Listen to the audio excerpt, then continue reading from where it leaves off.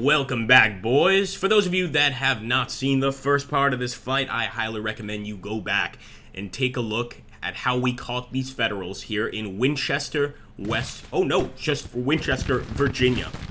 Pardon me, guys. We are, of course, playing as the Confederacy here and trying to get a bit of a more challenging campaign than we had last time. It's just a little too easy as the Union, and I really wanted to come through with something that actually is going to take a little bit of skill.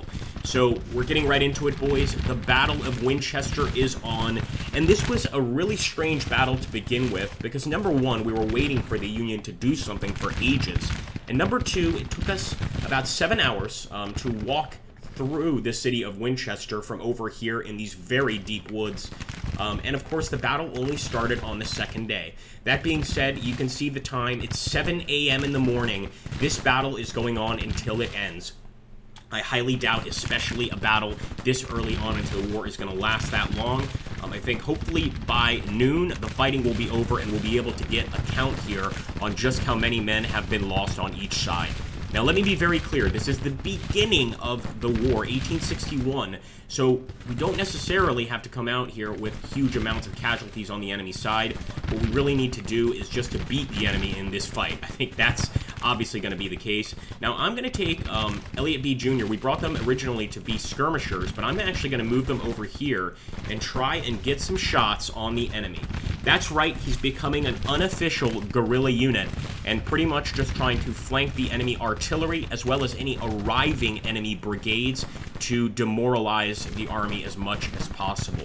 There we go, we got Francis Bartow moving forward, and I think he's one of the few that has not sent out skirmishers, so let's get that skirmisher line out, but more importantly, let's get that heavy fusillade, 2,590 men firing at once. And no doubt Hill's brigade is hating that. In fact, if we look over here at Rosecrans division, or Rosecrans brigade, pardon me, they are getting beat to hell by our artillery. And I think I want to bring this piece even closer to really overlook the enemy army and really maximize those kills.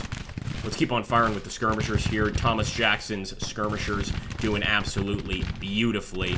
And I want to grab Smith's detachment. He's been out of the fight for a little bit. Really move him to the front line.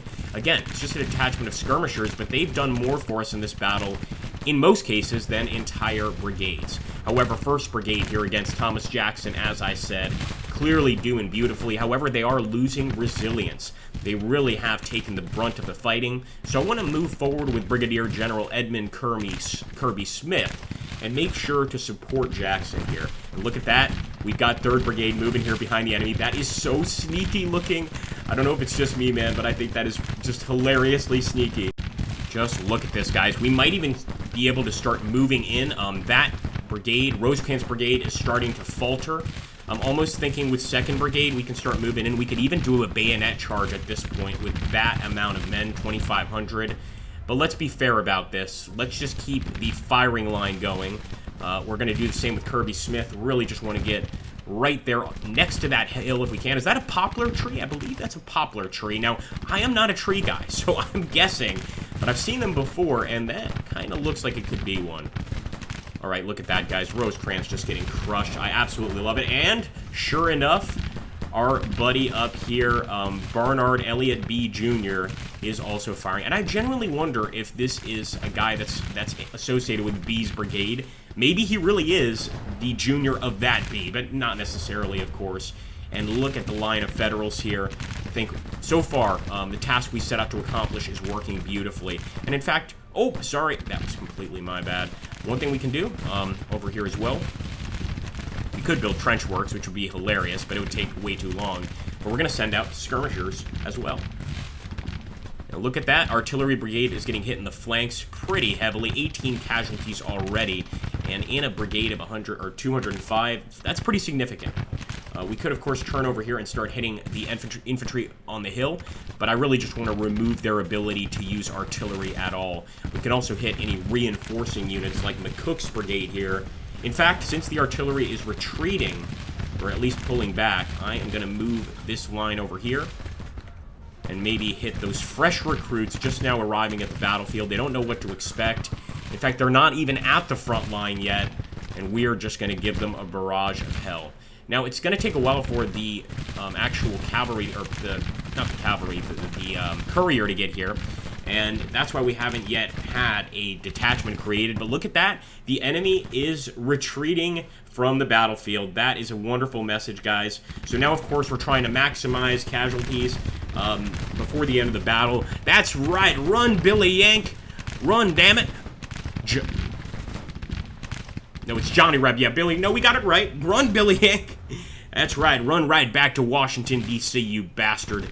And I must say, despite McCook's being, you know, almost literally a fish in a barrel, the fact is that they got a really nice chunk out of our men there. That wasn't an artillery strike. That was just very good concentrated fire by McCook's brigade. But there we go. Winchester is looking like a victory. Still, there is some time to play. And in this time, especially at the start of a rebellion like this, guys, we must maximize kills. So I'm just pushing in. I almost am tempted to charge here. But I feel like that would just get a little too complicated. So let's not do any charging of any kind. We will, however, move up to the poplar tree, like right up to the poplar tree. That's right, reload. You can see 2nd Brigade trying to get that final reload before the end of the battle.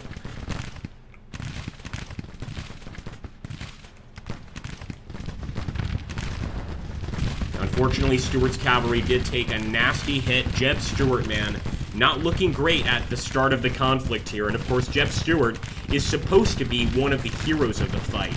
But right now, the ones that really stand out to me, it's going to be 3rd Brigade over here.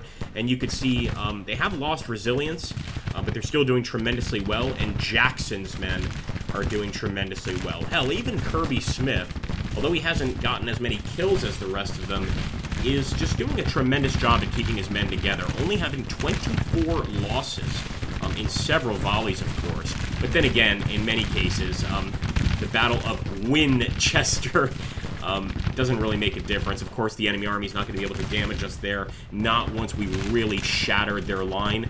The only thing that I feel bad about is that we didn't move on that position quicker, because I believe we probably could have captured a number of enemy units, but that's okay. What's done is done. What I am going to do is I'm going to charge right on top of McCook's brigade. I don't even know if we're going to have enough time to charge, because it's going to take a while for the courier to even get out here to give the charge order. But I'm going to go ahead and do that just to be safe, and hopefully we take out some more of the enemy. Hopefully we take some Federals prisoner. Managing to kill a bunch of Federals here again when they said that the war would be over by Christmas is certainly going to make them rethink the war, but being able to take them prisoner, man, would be a massive message to President Lincoln. Let's also make sure we're firing on Schleich's brigade. There's no need to keep on firing on those units that are already broken.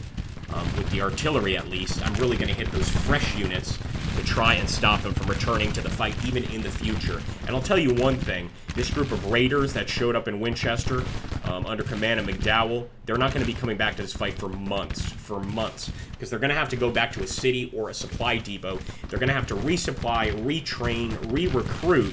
The recruiting won't be difficult, but everything else will be. And there we go, right at the end of the fight. What a beautiful charge.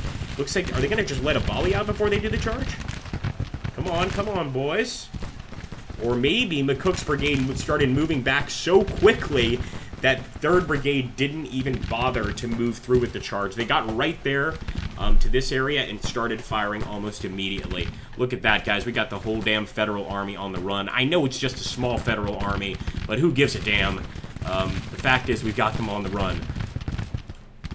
Don't stop firing, boys. Got plenty of ammunition and plenty of blue coats ahead of us.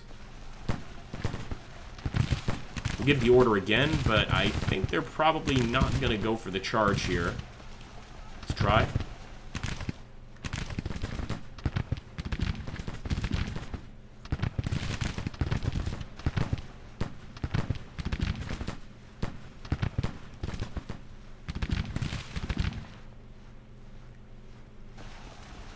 There we go. We broke them. There's no need for a charge. We're not going to be able to catch up. They're across a little river there, or a stream, whatever you want to call it, and they are truly running all the way back to Washington, D.C., guys. Unbelievable. In fact, we're going to go ahead. We're going to fast forward to the end of the battle. I think we've gotten more than enough info on this one, but a wonderful victory at Winchester. And I believe the people there, despite being actually more northern sympathizers, may see us as true defenders this time. I certainly hope so. There we go, guys. Our army is victorious. So let's take a look here. Union casualties, 2,000 infantry, so just 2,000 total, and we only had 590 casualties total. Now, I actually really like that because this is a pretty realistic, first fight. Not major casualties at all, but managing to kick McClellan's ass and let him know that we're serious about this Civil War. I love that message, guys. Look at that. The Battle of Winchester ended on July 20th, 1861 with a Confederate minor victory. Our own losses mount up to 590. The enemy is believed to have lost 2,000 men. The enemy's national morale drops by 0.78, while ours increases by 0.97, our military experience. And unfortunately, Jeb Stuart, like I said, looked terrible at being a complete joke, Confederacy, in this timeline.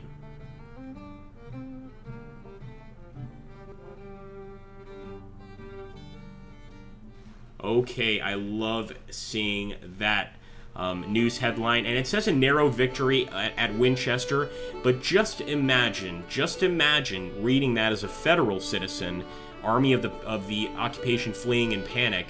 That's certainly going to be a hell of a message to get. Now, the morale is nervous after the fight, but nonetheless, victory is a victory, and I love getting that win there. Let's take a look here at the Army of the Shenandoah. I believe they're going to be trying to run away as quickly as possible. And initially, what I wanted to do here was start moving forward with the Army of the Potomac. But now that that occurred, I'm thinking of staying put and potentially, not necessarily with the Army of the Northwest, but potentially, if they have it in them, taking Johnston's army and moving on to Cumberland, Maryland, or even Frederick, Maryland, although I think here facing the Department of the Pennsylvania would be too tough, but certainly going to Cumberland, Maryland, and taking it from the enemy would be a hell of a blow to the Union. Now, while all this is going on, I want to make it very clear, I'm going for a pretty crazy naval situation, let's call it, and I did so well as the Union Navy in the last campaign that I wanted to go ahead and see if I could have the same successes as the Confederate Navy. And the way I'm doing that is getting off the coast of Georgia, which is actually our second largest port, Savannah, Georgia. First largest port for the Confederacy, many don't know this, is New Orleans, Louisiana. So we're going to be heading over here, and what I would like to do is get the Savannah Squadron, that new squadron arriving from New Orleans, and smash the Union here out in the Atlantic. I think would be a tremendous victory and could potentially open up trade and also get that British intervention just a little bit closer. Now, with the King Cotton trait I took, British intervention is a little more likely, but we need a lot more victories. We need to give them a reason to support us, of course.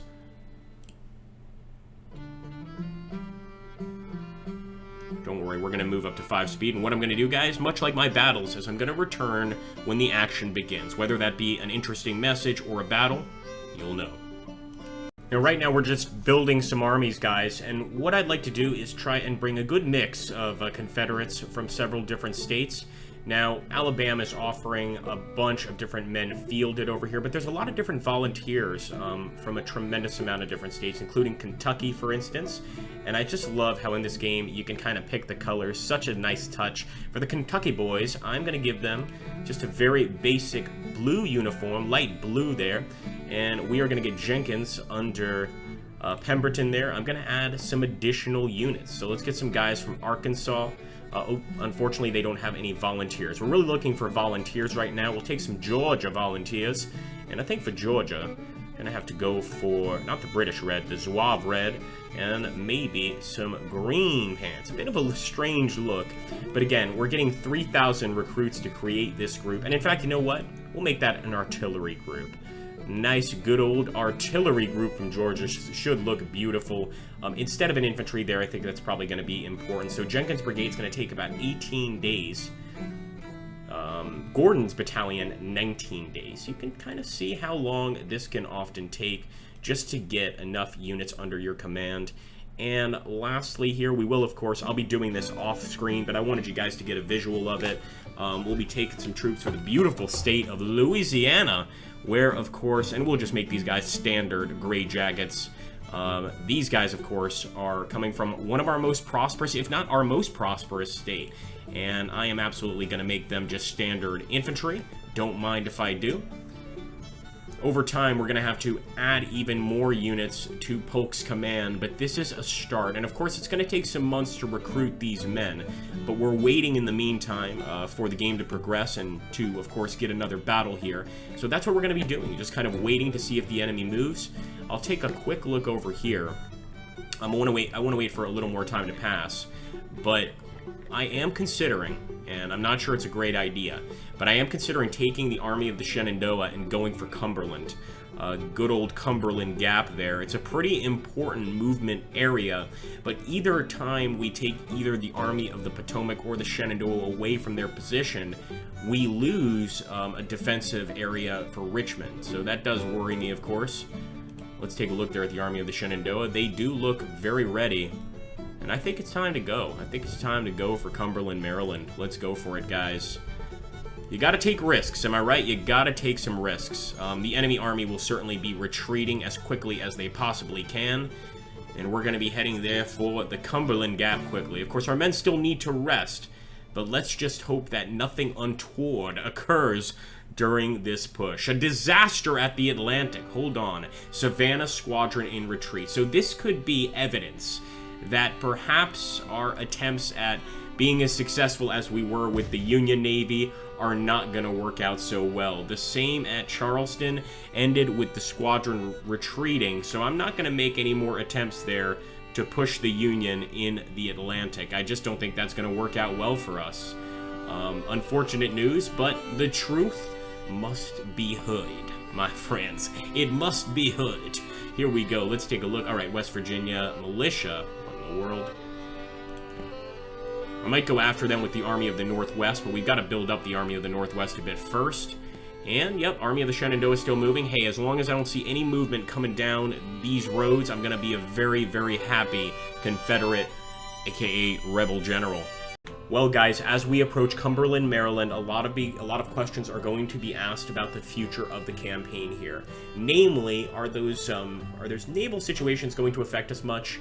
I don't genuinely think so, because we're already undergoing a hell of a blockade by the Union, and breaking through it is pretty tough. But what we're probably going to be doing next turn is taking a look here at the Indian Territories, potentially just launching raids against a bunch of Union forts, and trying to, of course, kill them that way, and, of course, taking the city of Cumberland, Maryland. That would be a northern city, a very pro-northern city, so I think it would be a huge propaganda victory for us. If you want to support this series, like I said, hit that like button, share with your friends. The way we do it here is once we get to 400 views, we release the next episode immediately. So that's just how I'm going to operate from now on, and I think that keeps it fair with everyone else. We'll also do minimum of 30 likes, so hit that like button. I know it's frustrating to ask, but this is just the reality of YouTube today. Thanks so much, guys. Take care. Catch you on the next battle.